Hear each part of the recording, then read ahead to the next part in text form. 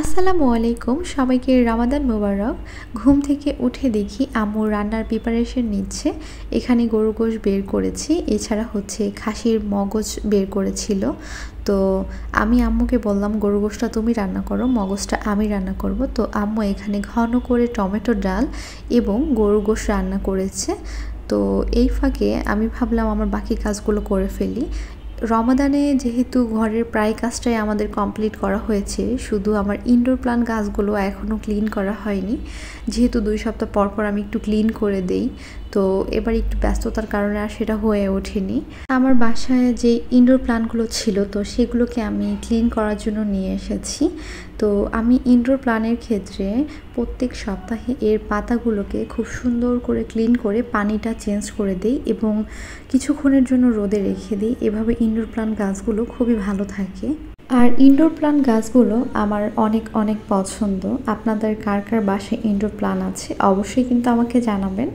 তো এখানে রান্নার প্রিপারেশন নিচ্ছিলাম। পাবদা মাছ বের করেছিল, তো সেটাকেও ক্লিন করে রাখছিলাম। এছাড়া ছোলা, আলু এবং ডিম একসাথে সিদ্ধ দিয়ে নিয়েছিলাম। ছোলা ভুনা করব এবং হচ্ছে ডিম চপ বানাবো, এই জন্য কাজগুলোকে রেডি করে রাখছিলাম। বাকি কাজগুলো কমপ্লিট করে এখানে মগজটা ভুনা করছিলাম। এছাড়া হচ্ছে আমি তেমন রান্না টান্না করি না আম্মু যখন বাসায় থাকি। আম্মু ঘুম থেকে উঠে দেখি যে আম্মুর সব রান্না কমপ্লিট হয়ে যায়। মাঝে মধ্যে আমি আম্মুকে বলে 2-1টা রান্না করি। রান্না করতে আমার অনেক ভালো লাগে। আর যেহেতু এখন সাহিল আছে, তো আম্মু না থাকলে সাহিলকে নিয়ে আমি একদমই রান্না করতে পারি না। তো আম্মু থাকতে থাকতে আমি একটু টুকিটাকি রান্না করি, সেটাই আপনাদের সাথে একটু শেয়ার করার চেষ্টা করি। এভাবেই হচ্ছে আমার সময়টা কেটে যায়। আর এটা ছিল আমার দ্বিতীয় রমজানের ভ্লগ। আর সাহিলের জন্য আসলে আমি এডিট করতে পারি না, ভয়েস ওভার দিতে পারি না, এই জন্য হচ্ছে ভিডিওগুলো আপলোড করাও হয় না। এছাড়াও আমি প্রায় সময়ই চেষ্টা করি যে টুকিটাকি যাই করি না কেন ডেইলি ভ্লগগুলো আপনাদের সাথে একটু শেয়ার করার জন্য। আসলে সময় এবং ব্যস্ততার কারণে হয়ে ওঠে না। আর এছাড়াও আমাদের সমাজে কিছু মানুষ আছে যারা মানুষের ভালো দেখতে পারে না, আসলে তাদের জন্য খুবই ভয় লাগে, আসলে খারাপ নজর দেয় তারা আমাদের। তো এদের জন্য হচ্ছে আসলে ডেইলি ভ্লগগুলো আপলোড করতে পারি না।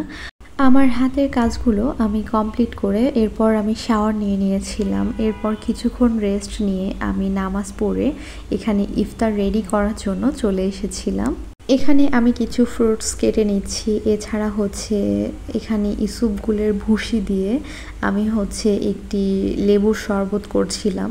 রমজান মাস আসলেই কেন জানি খুবই ভালো লাগে। রমজান মাস মানেই হচ্ছে হৃদয়ের প্রশান্তি এবং ইবাদতের সজীবতা। এই পবিত্র মাসের দিনগুলো কেমন যেন বাতাসের মতো হাওয়ায় উড়ে যায়, কখন যে আসে এবং কখন শেষ হয়ে যায় বোঝাই যায় না। যেমন সেহেরি থেকে ইফতার আর তারাবি থেকে সেহেরির অপেক্ষার প্রতিটা মুহূর্ত এক অন্যরকম ভালোবাসা কাজ করে। সত্যি রমজান হলো এমন এক বরকতময় সফর যা প্রতিদিন আমাদের মনে চিরস্থানীয় হয়ে থাকে। এখানে কথা বলতে বলতে আমার সব কিছু রেডি হয়ে গিয়েছে। এখানে আমি শরবতগুলোকে ঢেলে টেবিলটাকে রেডি করে রাখছি ইফতারের জন্য। আর ইফতারের এই টাইমটাতে আসলে ছোটোবেলার কথা মনে পড়ে যায়। আমি আমার ভাইকে অনেক অনেক মিস করি। ছোটোবেলায় আসলে দেখতাম যে কে কয়টা রোজা রাখতে পারে, এটা নিয়ে অনেক কম্পিটিশন হতো আমাদের মধ্যে। এক সময় কাছে থাকলেও এখন আমরা 2 ভাই বোন দুজনের থেকে কতটা দূরে, আসলে সত্যি অনেক মিস করি। আর আমি আমার ভাইকে অনেক অনেক ভালোবাসি, যেটা ভাষায় প্রকাশ করার মতো না। আর এখানে দেখতেই পাচ্ছেন আপনাদের সাথে কথা বলতে বলতে আমি টেবিলটাকে রেডি করে ফেলেছি ইফতারের জন্য। এখন আমি সবাইকে ডাকবো ইফতারের জন্য, কারণ এখন হাতে ছিল প্রায় 15 মিনিটের মতো। তো ইফতারের আগে আমরা টেবিলে বসে সবাই একটু দোয়া পড়তে থাকি, এর মধ্যে হচ্ছে আজান দিয়ে দেয়। এরপর আমরা ইফতার করছিলাম। আলহামদুলিল্লাহ আজকের পুরো দিনটা অনেক ভালো কেটেছে। আল্লাহ সবাইকে ভালো ও সুস্থ রাখুক।